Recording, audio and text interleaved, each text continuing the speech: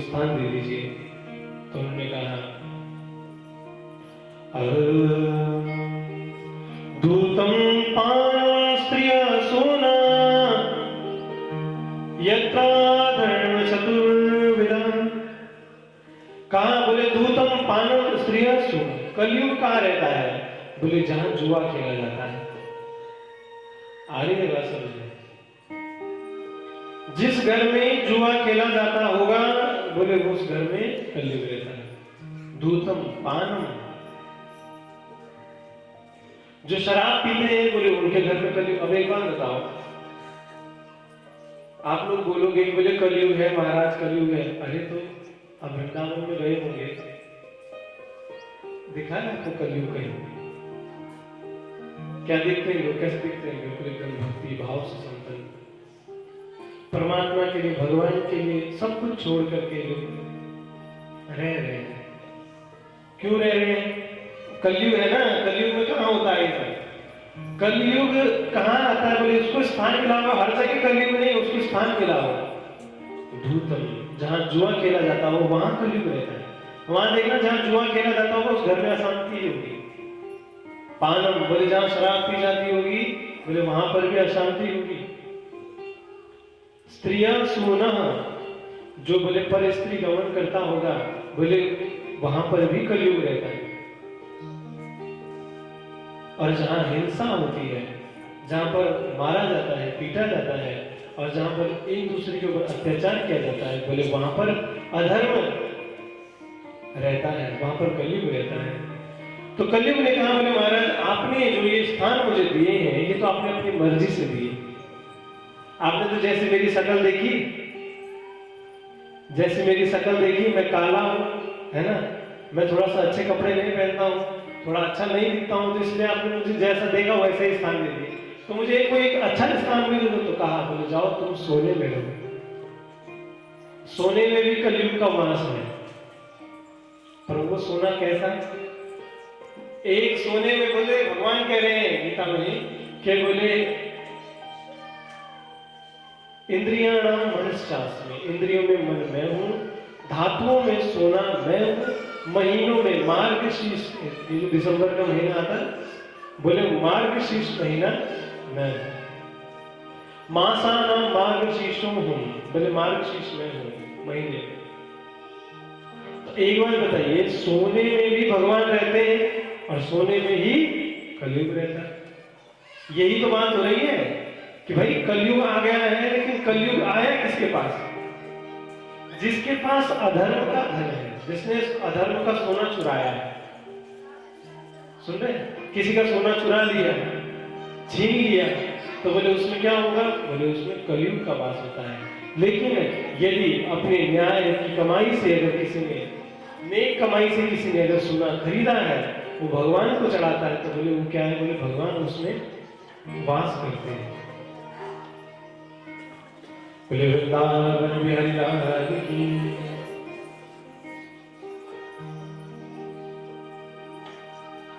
तो कहते हैं कि बोले महाराज तुम क्या करो, सोने में रहो, जिसके पास अधर्म का सोना होगा तुम उसमें वास करो। एक बार की बात है, परीक्षित जी ने अपने राजकोष को, जहां से वो, जिनके पास वो धन होता है, तो एक बार अपना राजकोष देख रहे थे, तो जैसे ही उस भंडार का दरवाजा खोला तो जरासंध का एक सोने का मुकुट था। जरासंध का सोने का मुकुट गिरता हुआ उनके चरणों पे आया और उन्होंने कहा इतना बड़ा, इतना सुंदर मुकुट। बोले राजा रामचंद्र भगवान की। राजा ने कहा कि बोले इतना सुंदर मुकुट, तो क्या किया?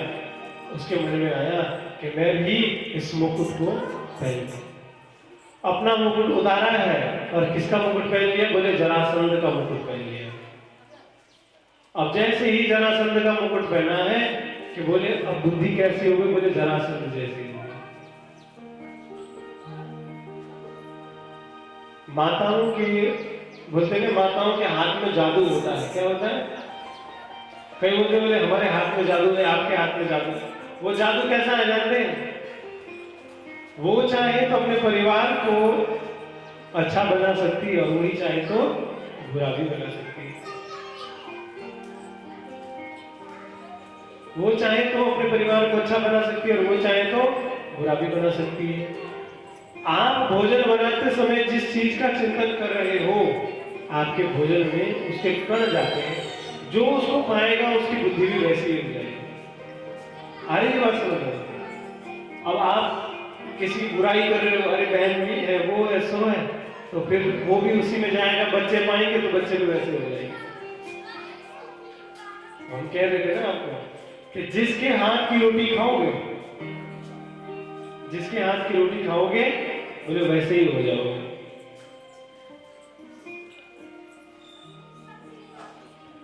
तो कहते हैं जरासंध ने जब वो अन्याय का मुकुट अपने सिर पर धारण किया, उन तब कलयुग उस मुकुट पर विराजमान था। कलयुग ने क्या करा, उनकी बुद्धि को नियंत्रित कर लिया। और क्या विचार बना कि बोले महाराज शिकार खेलने चलते हैं। जैसे ही मुकुट पहना वैसे विचार क्या आ गया, फिर शिकार खेलने चलते हैं। चले गए शिकार खेलने। जब शिकार खेलने गए, समीक ऋषि का आश्रम आया। थक गए, शिकार तो मिला नहीं, लेकिन सैनिक पीछे छूट गए और अपने आप ही आगे आ गए। समीक ऋषि की कुटिया आई। समीक ऋषि अपने ध्यान में मस्त थे। कुंडी खटखटाई है, लेकिन समीक ऋषि अपने ध्यान में, उनको कोई होश नहीं आया। क्या हुआ? प्यास इतनी लग रही थी कि अब समझ में नहीं आया क्या करे क्या ना करे। उसी समय वहां पर एक सांप मरा हुआ था। उसी मरे हुए सांप को पकड़ करके उठाया और कहां डाल दिया? बोली समीक ऋषि के गले में डाल दिया। कुछ बच्चे और अपने वहां से चले गए। कुछ बच्चों ने देखा कि बोले महाराज समीक ऋषि का इतना बड़ा अपमान। श्रृंगी ऋषि उसी समय नदी में स्नान करने के लिए गए हुए थे। श्रृंगी ऋषि को जब बताया तो श्रृंगी ऋषि ने कहा कि बोले जिन पांडवों ने संतों का हमेशा आदर किया, सम्मान दिया, बोले उनके कुल में ऐसा कुलंगार पैदा हुआ है जिसने मेरे पिता का अपमान किया। हाथ में जल लिया है, संकल्प किया है, बोले जिस सर्प के द्वारा तूने मेरे पिता का अपमान किया है, बोले मैं तुझे श्राप देता हूं कि आज से 7वें दिन तुझे वही तक्षक नाग आकर के डसेगा। अब तो महाराज जब ये श्राप दे दिया, परीक्षित जी घर पे पहुंचे और जैसे उन्होंने मुकुट उतारा तो उनको होश आया कि मैं शिकार खेलने गया था और मैंने संत का अपमान किया। अपने बस होकर के नहीं, पर बस होकर के उन्होंने ये अपमान किया। उतने में ही श्रृंगी ऋषि अपने पिता के सामने आए, रोने लगे। तो पिता ने पूछा कि बेटा तुम क्यों रो रहे हो? पिताजी आपके गले में परीक्षित ने सांप डाला है। मैंने उनको श्राप दिया है कि वो 7 दिन में उनको तक्षक नाग डसेगा। उन्होंने कहा अरे मूर्ख, यही हम लोगों की क्या गलती होती है कि हम जब किसी ने हमारे ऊपर 100 एहसान किए हो और एक बार उसने अगर कुछ गलत बोल दिया तो हम उसके बदले में वो 100 एहसान भूल जाते हैं। देखो कोई भी व्यक्ति 100% गलत नहीं होता है। कितने प्रतिशत गलत होता है? 1% गलत होता है। और उसी 1% में हम उसके साथ दुर्व्यवहार कर देते हैं। 100% तो कोई भी गलत नहीं होता। तो बोले तुम्हें पता है परीक्षित की वजह से हम लोग भजन कर पा रहे, नहीं तो यहाँ इतने राक्षस आ जाएंगे जिस वजह से हम लोग कभी भगवान का नाम भी नहीं ले पाएंगे। और तुमने उन्होंने मेरे गले में सांप क्या डाला, तुमने उनको 7 दिन में मरने का श्राप दे दी। अरे मूर्ख, तुम्हें पता है तुमने कितना बड़ा देश का अपकार किया है। अपने शिष्य को बोला जाओ और जाकर के परीक्षित जी को ये समाचार दे दो कि 7 दिन में उनकी मृत्यु है, इसीलिए वो अपनी मुक्ति का मार्ग खोज ले। परीक्षित जी जैसे चिंता कर रहे थे उतने में उनका एक शिष्य आया। शिष्य ने कहा बोले महाराज आपको 7 दिन में मरने का श्राप मिला है, अब आप अपनी मुक्ति का मार्ग ढूंढ लीजिए।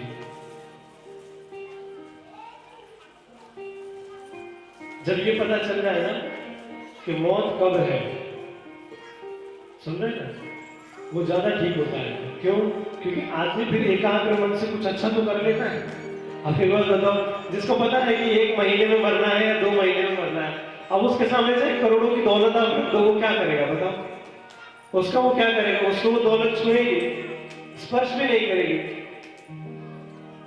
देखो, जैसे किसी के सिर पे बंदूक रख दी और उसको दे दिया गुलाब जामुन कि ले तुम गुलाब जामुन खाओ, सिर पे बंदूक रखी हुई है और बोला कि तुम गुलाब जामुन खाओ। अब क्या उसका मन लगेगा गुलाब जामुन खाने? उसको स्वाद आएगा? उसको स्वाद आएगा? उसी प्रकार से मुझे जिसे पता चल जाता है कि मेरी मृत्यु नजदीक है, मेरी मृत्यु नजदीक है, मुझे उसका मन नहीं लगता है, तो क्या किया उन्होंने? अपना राज्य, अपना सब कुछ अपने पुत्र जन्मेजय को दे दिया और अपने आप कहां चले गए? बोले सब कुछ त्याग करके गंगा तट पर चले गए। सब ऋषियों से कहने लगे कि बोले महाराज मेरी मुक्ति का 7 दिन में मेरी मुक्ति का मार्ग बताइए।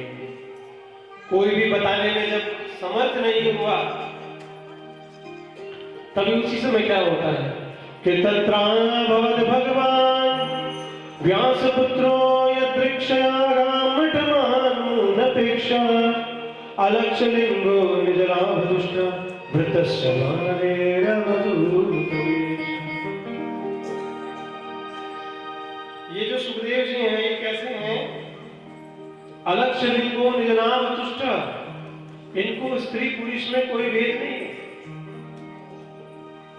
कैसे हैं? बोले शरीर पर कोई वस्त्र नहीं है। बच्चे कई बार इनको कोई, देखो भक्त की और पागल की दशा कुछ एक जैसी ही होती है। पागल को भी कुछ नहीं चाहिए और भक्त को भी कुछ नहीं चाहिए। पागल को भी अपना होश नहीं है और भक्त को भी अपना होश नहीं है। पागल के अंदर भी दिखावा नहीं है और भक्त के अंदर भी दिखावा नहीं। तो पागल की और भक्त की स्थिति लगभग लगभग एक जैसी होती है। और जानते हैं इस दुनिया में 2 ही लोग सुखी हैं, एक पागल और एक भक्त। क्यों? कोई टेंशन ही नहीं है, कोई टेंशन नहीं है। न आने का सुख है और न जाने का। बोले वृंदावन वृंदावन। इसीलिए सब छोड़ करके कहां चले गए? वन में चले गए। एक आसन आगे किया है परीक्षित जी ने कि जो मुझे 7 दिन में मुक्त होने का मार्ग बता सके वो इस आसन पर आकर के बैठ जाए। सुखदेव स्वामी, बच्चे पत्थर मार रहे हैं इस पे सुखदेव स्वामी जी के ऊपर, सोच रहे पागल है पागल है पागल है। लेकिन इतने विद्वानों की सभा में आकर के सुखदेव स्वामी जी वहां बैठ गए। कहां पर? आसन पर बैठ गए। परीक्षित जी कहते हैं, बोले महाराज आप इस आसन पर बैठे हो मतलब भगवान ने ही आपको भेजा है, आप हमें कोई मार्ग बताइए। बोले महाराज म्रिय मानस से क्यों कर्तव्य हो? कहते हैं मरने वाले व्यक्ति का क्या कर्तव्य है?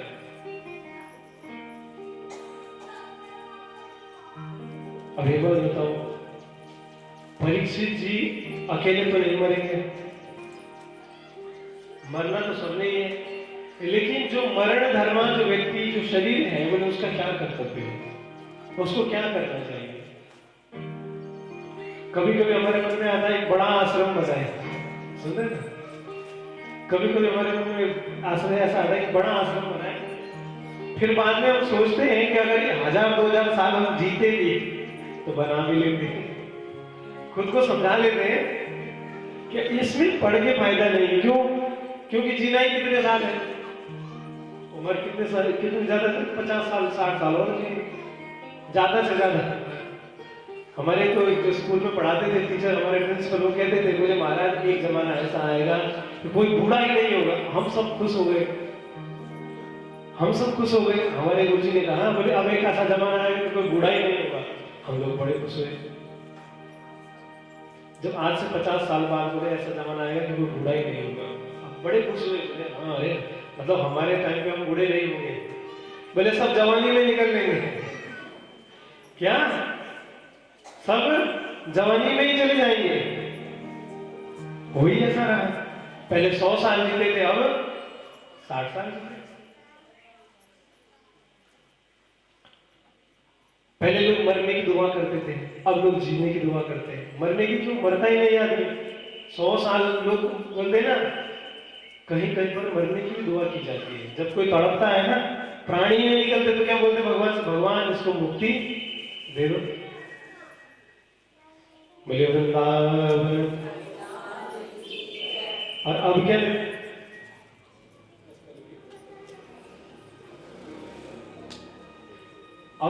अब क्या दुआ करते, बोले महाराज हम कुछ साल जी लें।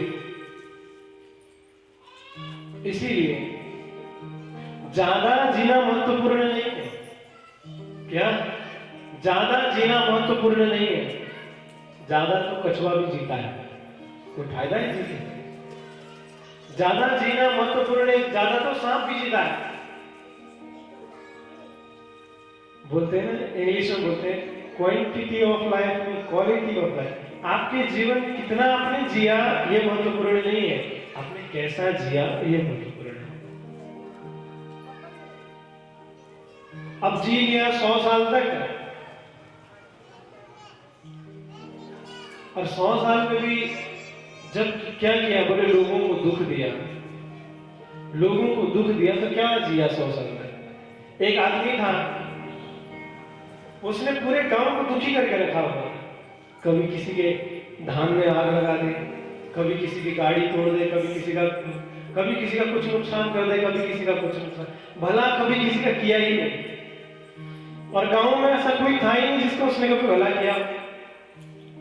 अंत में जब उसको लगा कि मेरे पास अब जिंदगी के 2-4 दिन हैं, तो उसने क्या किया, पूरे गांव वालों की एक मीटिंग बिठाई, सबको कहा मैंने आप सब लोगों को दुखी किया है, आज से 4 दिन बाद मतलब आप ऐसा करो, जिसको मेरे ऊपर गुस्सा आ रहा है वो मुझे डंडे से मारो।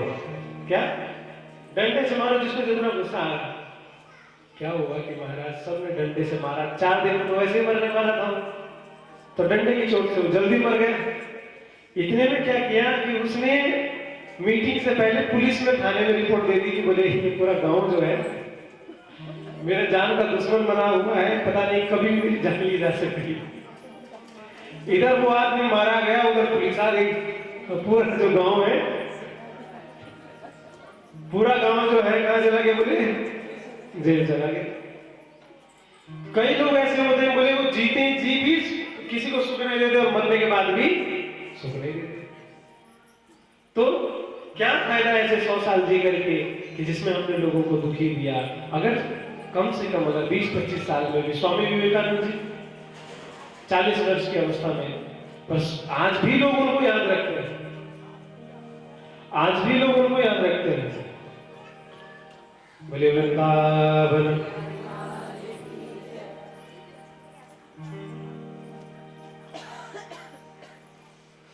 एक भजन गा लेते हैं ना।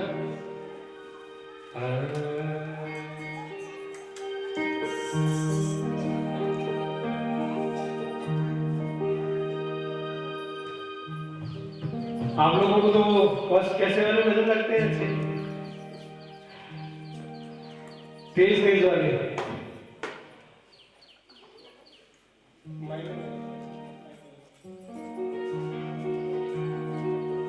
ओ वृंदावन जाऊंगी न लौट के आऊंगी, वृंदावन जाऊंगी सखी न लौट के आऊंगी। मेरे उठे और मेरे उठे और मेरे उठे वृंदावन जाऊंगी, मेरे उठे की तीर सखी वृंदावन जाऊंगी। वृंदावन के अलाल की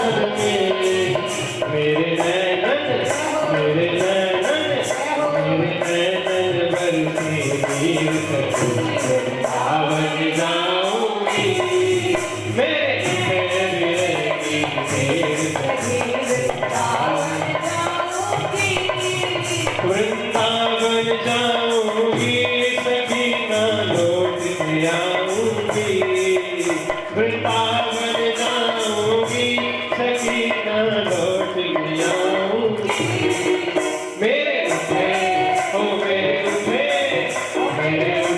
विरही वृंदावन जाऊंगी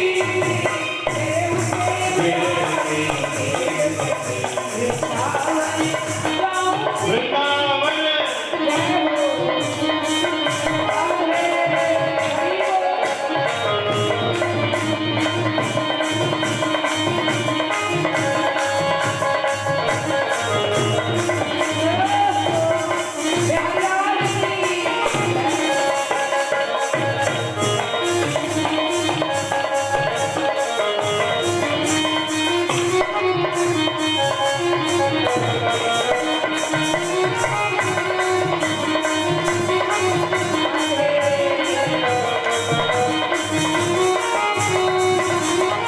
श्याम सलोनी सूरत पे दीवानी हो गई श्याम सलोनी सूरत पे दीवानी हो गई अब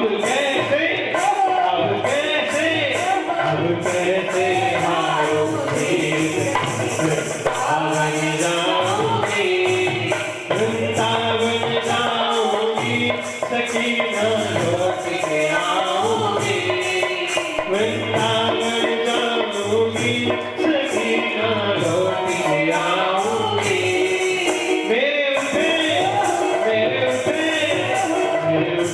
विरही वृंदावन जाऊंगी मेरे उठे विरही वृंदावन जाऊंगी